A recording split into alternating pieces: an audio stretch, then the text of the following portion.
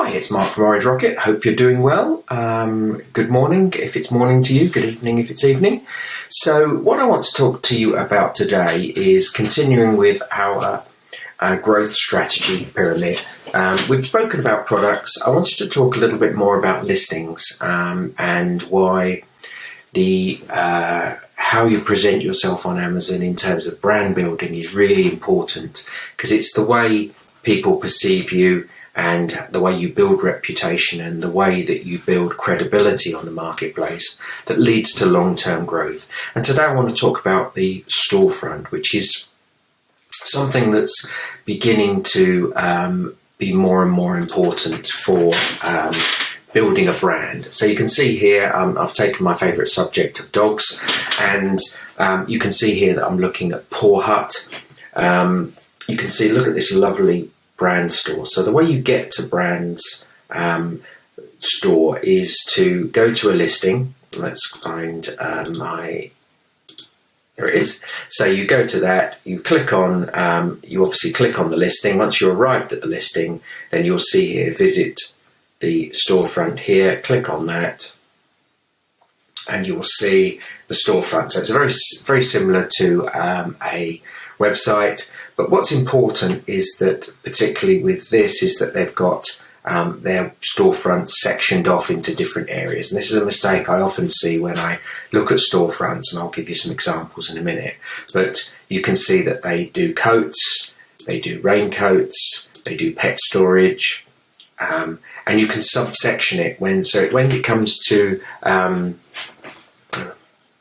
bit of a spelling mistake there, but food, pet storage, pet pads, etc. So you can see that when we as advertisers and marketeers come along and say, right, well, we want to drive traffic to your pet pads section, what a mistake that a lot of people do is that they just have one storefront. You arrive at this page here, and then as a consumer you're creating friction because you actually need to find the pet pads. So we have to go here, then we have to find the one that we're interested in. So as an advertiser, what we can do is we can drive traffic directly to the pet pads subsection or sub-page, and that's really powerful. And a lot of brands just simply don't have a brand store, or they have one that's just a single page. So let me just go through some of these. This is a strange one in that I'm recording this in May, and it's still got sort of wintery, Christmassy things, which is perhaps sometimes you can do yourself a little bit of damage by not being up to date. But they have got the subsections there. I've shown you that one. Oh no, I haven't. Sorry. Paw Hut again. You can see obviously that they've got subsections within the small animals one. This is another good one. This one does sell, I believe, crates for dogs, but because they've got a pet supplies section, mats, and pools, and things like that. So, you know, if you've got a brand that encompasses multiple different products from different categories, then it's even more important. If someone clicks on your dog crate listing and goes to your storefront, and they see this, then they're going to get very, very confused. And so if we were to take this one, for example, I'm looking at a dog crate and I think, well, let's find out a little bit about the brand, AVC Designs, and I go to radiator covers. So sorry if this is your brand, but we do have a pet brand. So this is a good example of how not to do it. And apologies if this is your brand, but you really need to think of the consumer. When they click on there, they're trying to find out a little bit more about what you do and about perhaps the varieties in sizes. If you're doing small, medium, large crates, we've got one here. Let's click on this brand here. No brand store at all. So they've missed an opportunity to really showcase their brand. A for Pet.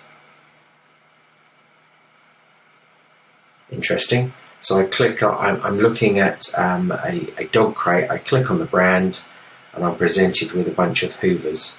So, or vacuum cleaners rather. And so I'm now confused as a consumer. So if I'm going to click on that, I want to see at least a variety of dog crates, or at least be taken to something that's relevant.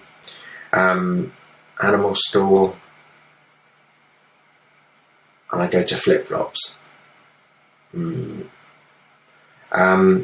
So that's not a problem, because if you'd expect the store to be taking you to a brand about animals. Now here, obviously, that's going to take you to the store. You can't, from that particular link, you can't take to a sub page, but the vast majority of people will hopefully get to it through an advertising and be taken directly to a store. So there are things that you can do to present your brand in a very, very different way.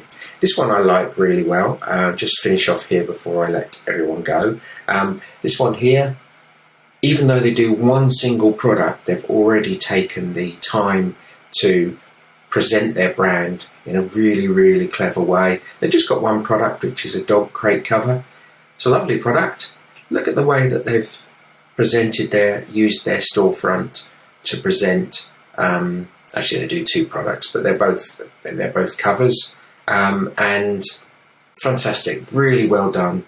And hopefully as they expand their brand, they will expand these sub pages. So again, when you're thinking about selling on Amazon and you want to grow your brand, think firstly about your products. Think how consumers are going to perceive your brand and find your products, and how they're going to be presented and how they're going to influence reputation. Thank you very much for listening. I hope that's helpful, and we'll speak to everyone soon. Take care. Thanks. Bye-bye.